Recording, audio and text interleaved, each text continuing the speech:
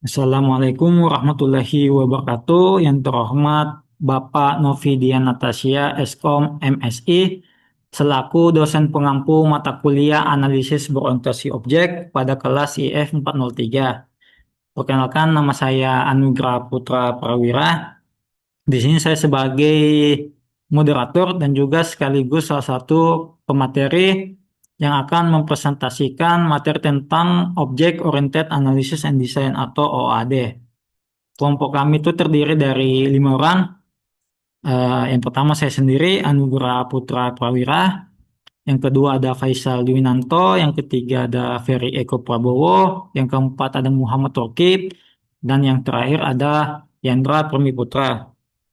Presentasi ini kami susun berdasarkan buku Object Oriented Analysis and Design with Application edisi kedua dari karya Grady Borch dengan tujuan memberikan pemahaman mengenai pendekatan berorientasi objek dalam analisis dan perancangan perangkat lunak.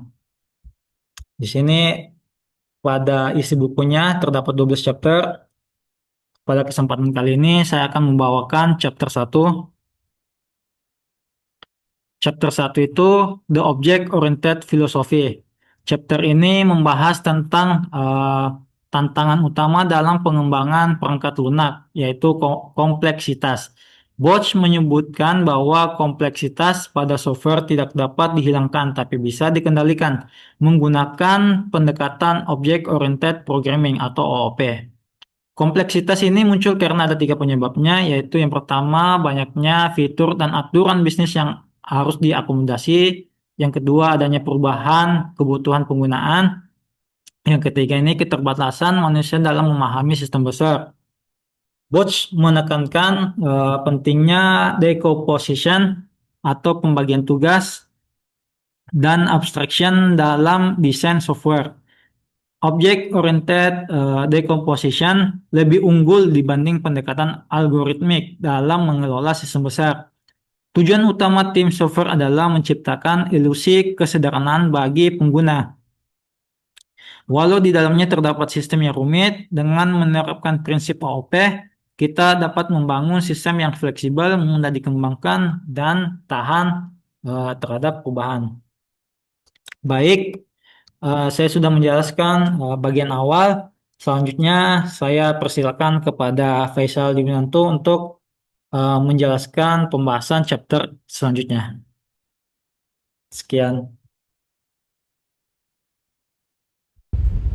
Baik, terima kasih Mas Anugrah atas kesempatannya. Yang kedua adalah chapter 2, Element of the Object Model. Di chapter ini memperkenalkan elemen dasar dari object model yang menjadi fondasi OOP. Borch menyebutkan ada 7 elemen penting. Yang pertama ada abstraction atau abstraksi, adalah proses menyaring detail yang tidak relevan untuk fokus pada aspek penting. Yang kedua ada encapsulation atau enkapsulasi, yang artinya menjaga data tetap aman dengan menyembunyikan implementasi internal. Yang ketiga ada modularity atau modularitas. Setiap modul dapat dikembangkan dan diuji secara terpisah, meningkatkan maintainability. Yang keempat ada hierarki atau pengorganisasian kelas dalam struktur inheritance atau is-a atau composition atau part of. Selanjutnya ada typing atau tipe data, menjamin bahwa setiap objek beroperasi sesuai tipe yang dideklarasikannya. Yang keenam ada concurrency atau keserempakan. Sistem dapat menjalankan beberapa proses secara bersamaan. Yang ketujuh ada persistent atau persistensi. Objek tetap hidup walaupun program diselesaikan atau dijalankan. Selanjutnya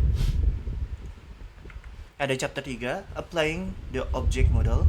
Chapter ini membahas bagaimana model objek diterapkan secara praktis dalam analisis dan desain sistem perangkat lunak. Langkah-langkah utama dalam menerapkan objek model. Yang pertama ada identifikasi objek, mulai dengan menemukan noun atau kata benda dalam deskripsi sistem. Yang kedua, mendefinisikan hubungan antar objek. Hubungan seperti association, aggregation, composition, dan inheritance harus dipetakan. Yang ketiga, bangun hierarki kelas. Gunakan pewarisan untuk mengorganisasi objek dari yang umum ke khusus. Yang keempat, terapkan prinsip encapsulation, menyembunyikan detail internal objek dan hanya tampilkan antar muka publik. Yang kelima, gunakan modularitas. Pecah sistem besar menjadi subsistem yang lebih kecil. Pada intinya, chapter ini mengajarkan bahwa kunci keberhasilan penerapan OOP adalah yang pertama, memahami domain dengan baik. Yang kedua, membangun objek yang mencerminkan dunia nyata. Yang ketiga, menjaga keteraturan melalui hierarki dan modularisasi. Selanjutnya, chapter 4 atau Foundation of Object Oriented System. Chapter ini menggali dasar teori yang menopang OOP yang berasal dari matematika dan logika formal. Poin penting dalam chapter ini, yang pertama, teori himpunan digunakan untuk memodelkan kumpulan objek. Misalnya, semua objek dari kelas customer membentuk himpunan pelanggan. Selanjutnya, logika predikat membantu dalam mendefinisikan aturan dan hubungan antar objek. Contoh, jika seorang adalah customer, maka dia harus memiliki order. Ketiga, teori tipe menjamin bahwa objek-objek mematuhi kontrak tipe yang telah ditentukan, memastikan metode yang dipanggil pada tipe objek yang sesuai. Yang keempat, behavioral correctness atau kebenaran perilaku. Misalnya, objek account tidak boleh memiliki saldo negatif meskipun kode pemrogramannya benar dijalankan. Yang terakhir ada tipe safety atau keamanan tipe. Salah satu keuntungan besar OOP adalah memastikan operasi yang dijalankan pada objek valid secara tipe. Chapter ini juga menekankan pentingnya data yang dipilih dalam desain. Pilih struktur yang mendukung operasi yang efisien, misalnya untuk daftar order digunakan list atau tree tergantung kebutuhannya. Selanjutnya akan dilanjutkan oleh rekan saya Ferry Eko Prabowo. Kepada Ferry Eko Prabowo dipersilakan. Terima kasih Mas Faisal. Next chapter kelima yaitu Object Oriented Analysis, di mana dalam chapter ini mengupas proses Object Oriented Analysis, yaitu tahap awal untuk memahami kebutuhan sistem sebelum desain dilakukan. Tujuannya sendiri adalah yang pertama mengidentifikasi objek-objek penting dalam domain masalah. Kemudian yang kedua memahami hubungan antar objek, yang ketiga membangun model konseptual yang bebas dari solusi teknis. Adapun langkah-langkah utama dalam proses object oriented analysis yaitu pertama kita harus mengidentifikasi aktor dan use case-nya. Yang kedua, temukan objek domainnya. Yang ketiga, definisikan atribut dan operasi. Yang keempat, modelkan hubungan antar project. Dan yang terakhir yaitu memverifikasi dengan stakeholder. Apa sih manfaat dari object oriented analysis ini? Adapun manfaatnya, yang pertama yaitu meminimalkan kesalahan dalam memahami kebutuhan. Kemudian yang kedua, menyediakan fondasi yang kuat untuk tahap desain. Kemudian yang terakhir pada intinya, Object Oriented Analysis membantu tim software untuk berbicara dengan bahasa pengguna dan menghindari jebakan teknis sejak awal. Kemudian chapter 6 ada Object Oriented Design, di mana Object Oriented Design sendiri adalah tahap setelah yang pertama tadi untuk mentransformasi model analis menjadi arsitektur yang dapat diimplementasikan. Tujuan dari Object Oriented Design yaitu menentukan bagaimana sistem akan dibangun dan menyusun struktur kelas, objek, dan subsistem. Langkah-langkahnya seperti apa? Yang pertama yaitu tentukan dulu arsitektur sistemnya. Yang kedua, refine class diagram. Yang ketiga, definisikan interface-nya. Yang keempat, modelkan interaksinya. Yang kelima, gunakan desain pattern. Yang keenam, pertimbangkan non-functional recruitment. Dan manfaat dari Object Oriented Design yaitu menyediakan panduan implementasi yang jelas dan memastikan desain sistem fleksibel dan mudah dikembangkan.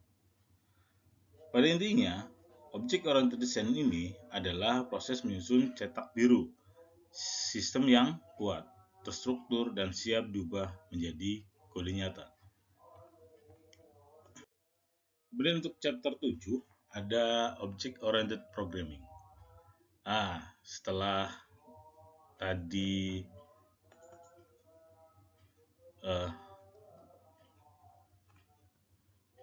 OOD, kita sekarang masuk ke dalam OOP ya, atau Object Oriented Programming, di mana dari OOP ini mengimplementasikan dari desain OOP ke dalam bahasa nyata menggunakan bahasa pemrograman berorientasi objek seperti C++, Smalltalk, Java, PHP, dan lain sebagainya. Tujuan OOP sendiri yaitu mengimplementasikan model objek yang dirancang dalam bentuk dalam tahap sebelumnya yaitu OOD, Object Oriented Design. Yang kedua, menghasilkan kode yang modular, reusable, dan mudah diuji. Kemudian yang selanjutnya yaitu bahasa OOP yang populer dari rangkuman buku makalah atau buku tersebut yaitu C++, yaitu menggabungkan OOP dengan kekuatan bahasa procedural C. Yang kedua itu Smalltalk, yaitu bahasa OOP murni, segala sesuatu adalah objek. Kemudian ada Java, di mana berbasis OOP dengan dukungan portable atau platform independen.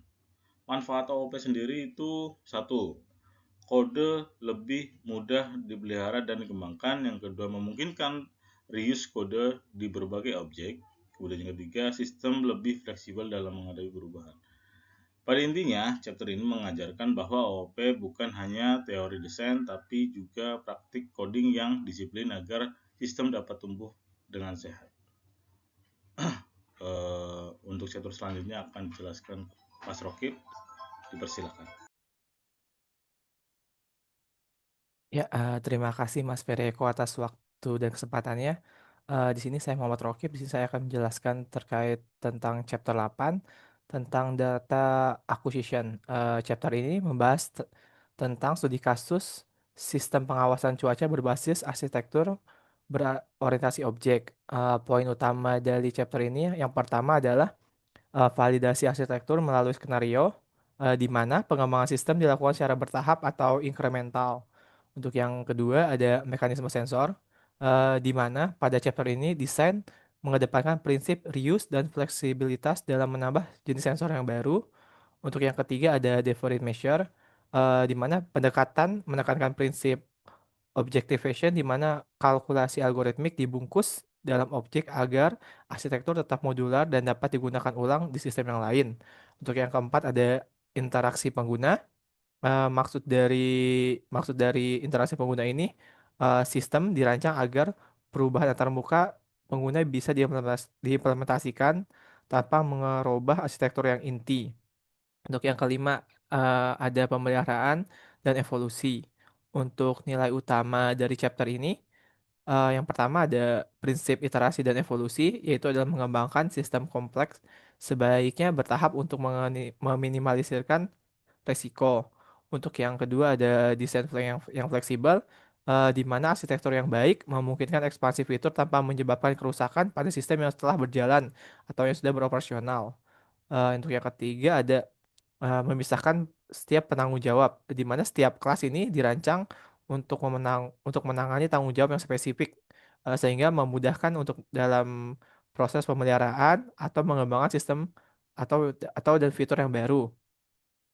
Untuk yang selanjutnya ada di chapter 9, yaitu framework. Untuk poin utama dari chapter ini, yang pertama adalah framework ini digunakan sebagai infrastruktur yang reusable. Eh, Maksudnya framework maksud dari poin yang pertama ini, framework memfasilitasi reuse bukan hanya di level kelas tetapi juga di level arsitektur dan mekanisme antar kelas. Untuk yang kedua, dari poin utamanya ada contoh dan terkait penggunaan framework-framework. framework yang digunakan di berbagai domain, misalnya seperti GUI, Database Access, dan Network Communication. Untuk yang ketiga ada pembahasan tentang desain dan mekanisme yang reusable. Untuk yang keempat, ada pembahasan terkait concurrency management. Di sini tuh kita membahas tentang bagaimana kelas read lock dan write lock mengelola akses sinkronisasi ke data, menjaga agar operasional tetap autonomik dan bebas dari deadlock. Untuk yang kelima ada optimasi struktur data. Nilai utama pada chapter ini, yang pertama adalah framework ini sebagai blueprint dan engine. Eh, Maksudnya adalah memberikan kerangka kerja yang mendikte struktur program sekaligus menyediakan alat untuk membangun aplikasi baru dengan cepat. Yang kedua ada tentang reuse beyond the class. Maksudnya ada maksud dari reuse beyond the class ini adalah mendorong reuse pola interaksi antar objek, bukan hanya sekedar reuse kode kelas individual. Untuk yang ketiga ada desain desain aman terhadap kesalahan. Maksudnya framework yang baik menyembunyikan kompleksitas teknis, misalnya locking, agar developer bisa fokus pada logika bisnisnya saja. Untuk yang selanjutnya ada di chapter 10. Nah, pada chapter ini tuh eh, membahas tentang penerapan teknologi client or server dalam sistem pelancakan inventaris dan pendekatan berorientasi objek yang relevan untuk aplikasi bisnis berskala besar. Poin-poin penting dari chapter ini, yang pertama adalah arsitektur klien dan server didesain agar aplikasi berjalan dalam arsitektur yang terdistribusi, di mana database berada di tengah atau berada sebagai pusatnya. Untuk yang kedua ada membahas terkait studi kasus sistem pelacakan inventaris. Sistem pelacakan inventaris ini biasanya digunakan di gudang-gudang perusahaan mail order untuk memantau barang yang masuk ataupun barang yang keluar. Untuk yang ketiga ada membahas tentang poin-poin penting terkait pembagian fungsionalnya. Untuk yang keempat yaitu membahas terkait skema use case. Use case di sini membantu mendefinisikan objek-objek penting seperti customer, order agent, stock person, and shipping agent. Untuk yang kelima, pada chapter ini membahas tentang perancangan objek, dan yang keenam membahas tentang perawatan dan evolusi. Untuk nilai utama dari chapter ini, yang pertama adalah client atau server. Arsitektur memungkinkan sistem yang scalable dan adaptable, cocok untuk proses bisnis yang terus berkembang secara cepat, ataupun bisa terus berkembang. Untuk yang kedua ada object oriented design, membuat pengelolaan kompleksitas sistem lebih mudah, baik saat membangun maupun memeliharanya. Untuk yang ketiga yaitu adalah menggunakan use case analysis, adalah pendekatan efektif untuk mengidentifikasi kebutuhan sistem yang nyata. Mungkin dari saya cukup sekian. Untuk selanjutnya akan dilanjutkan oleh rekan saya, Yandra Permi. Untuk waktu dan tempatnya dipersilahkan.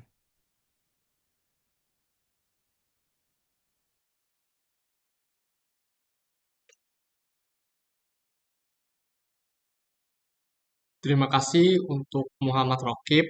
Selanjutnya di sini saya akan jelaskan mengenai chapter 11 yaitu mengenai artificial intelligence. Poin utamanya dari chapter ini yaitu yang pertama pendahuluan mengenai artificial intelligence atau disingkat AI. Yang kedua arsitektur blackboard. Untuk yang ketiga yaitu objek kunci dalam sistem kriptografi. Untuk yang keempat algoritma penyelesaian kriptogram. Untuk yang kelima, desain berorientasi objek. Untuk yang keenam, yaitu manfaat desain ini. Nilai utama dari chapter ini, yang pertama itu mengilustrasikan bagaimana desain berorientasi objek bisa mengatur sistem AI yang kompleks. Yang kedua, yaitu menunjukkan penerapan arsitektur blackboard untuk masalah yang bersifat incremental dan uncertain. Untuk yang ketiga, mendorong pemisahan tanggung jawab dan penggunaan kembali kelas dalam sistem AI. untuk chapter 12 yaitu mengenai command and control.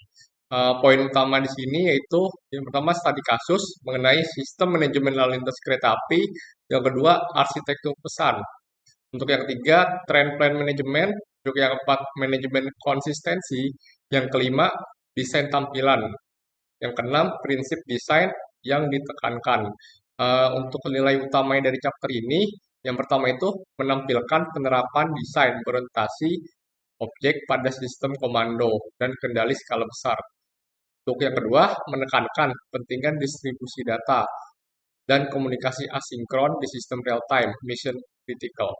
Yang ketiga, menggambarkan bagaimana object oriented design membantu mencapai sistem yang scalable, maintainable, dan resilient terhadap perubahan. Untuk kesimpulan dari presentasi ini, yaitu buku ini menyajikan pendekatan yang sistematis terhadap pengembangan perangkat lunak berbasis object oriented atau berorientasi objek dengan tujuan utama untuk mengelola kompleksitas dalam membangun sistem perangkat lunak berskala besar dan tahan lama. Dalam edisi kedua ini, Grady Wood memperluas cakupan analisis, menstandarkan notasi bersama dengan metode lain, yaitu seperti milik Jacobson dan Rombaugh, serta memperkaya isi dengan contoh aplikasi dari dunia nyata, seperti client server, AI, dan control system. Mungkin seperti itu presentasi dari kami. Ya, kurang lebihnya mohon maaf. Wassalamualaikum warahmatullahi wabarakatuh.